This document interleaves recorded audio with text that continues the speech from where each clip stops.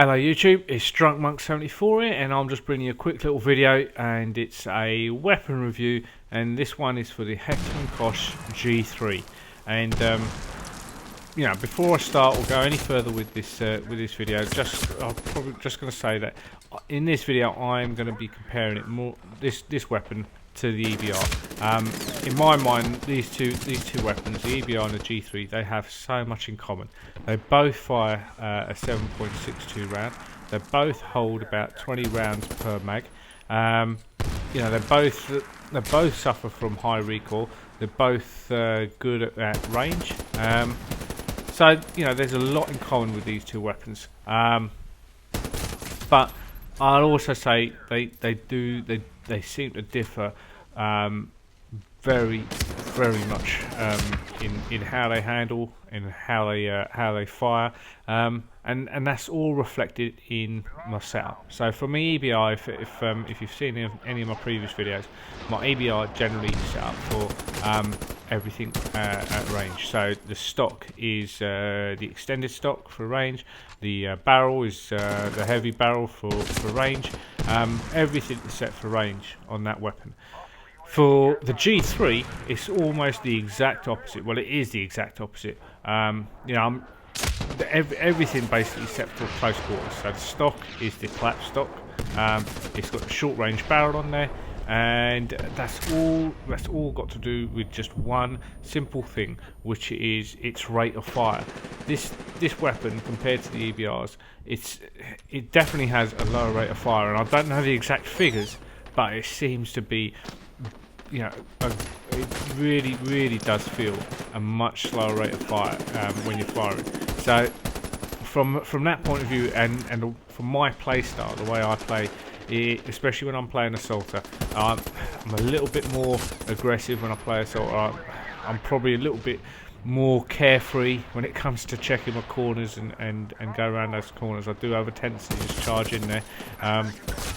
So from that point of view, if I've got a weapon that's firing, it's got a low rate of fire, I need to be getting my scope up as quick as I can, to give me as much advantage as I can get over the enemy. With the EBR, if I was to charge around a corner and get caught out, or I get suddenly surprised by an enemy, even if I don't get my scope up as quick as them, I know that the rate of fire of that weapon and the damage it does will allow me to get if I get my bullets on target, I'm going to be doing a lot of damage to that guy.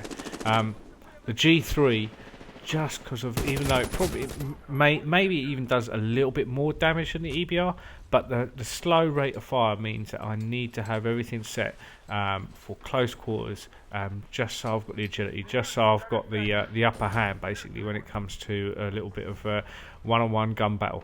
And so that's the reasons I've got my the weapon set up as I've got it set up. It is a very effective weapon if you have it set up this way. For me anyway, this is what suits my playstyle when I'm playing Assaulter.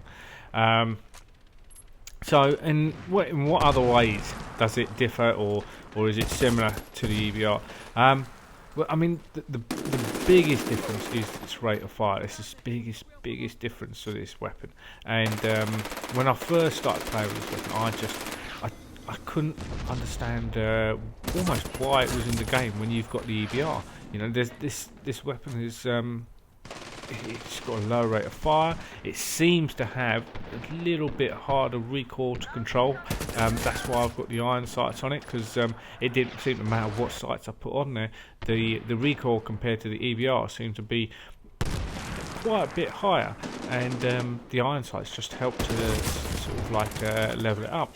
The downside with the iron sights is if you watch the gameplay, if you watch the video, when I've got those iron sights up and I'm looking down, they seem to take up a lot of the screen, and there is plenty of times when I do get caught out because I've got my iron sights up, I'm scoped down, and I think I'm being good, I think I'm going around the corner, and I think I'm checking everything right, but the iron sights have just blocked part of the corner, or they've covered an area I've already just checked, and someone's popped in there and I haven't seen them pop in, and I just get taken out. So the iron sights have definitely got a plus side, but they've also got definite downside to them as well.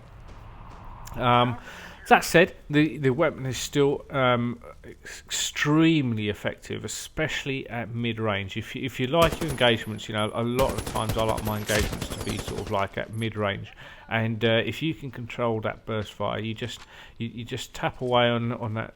Maybe try and get a 3-round burst going on.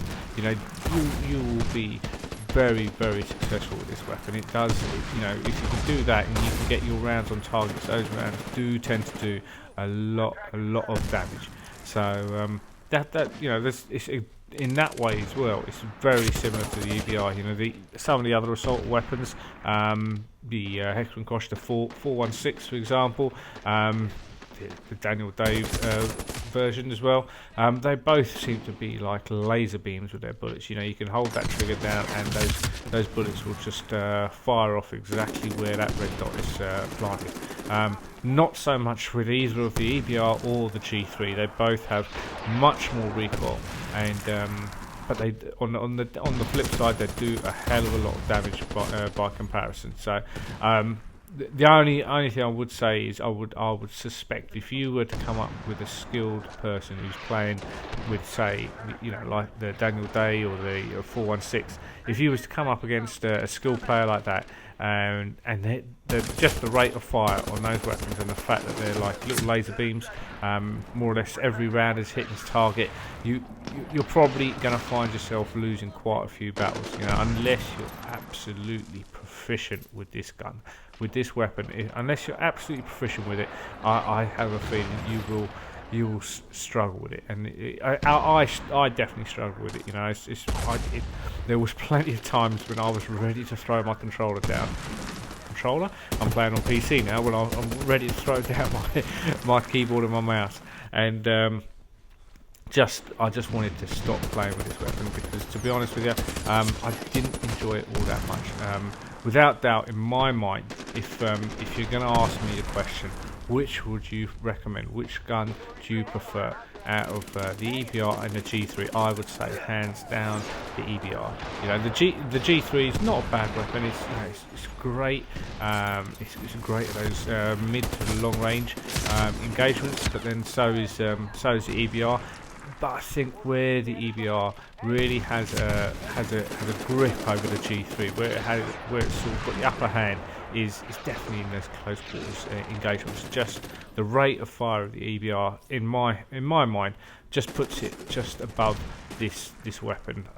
To me, the EBR is still the top dog in the Assaultier class. I don't think there's a weapon out there that can compete with it. Once you've learned how to deal with the EBR's recoil and the way it handles, even the 416 or the Daniel Day, neither of those weapons I don't think will be able to live up to being in a gun battle with the EBR. I just think it's that powerful. Yes, it's got just as the G3, it's got a small clip by comparison, but that's just my thoughts. Anyway, that's me done. I'm out of here. I hope you enjoyed the video. I'll catch you next time. Cheers.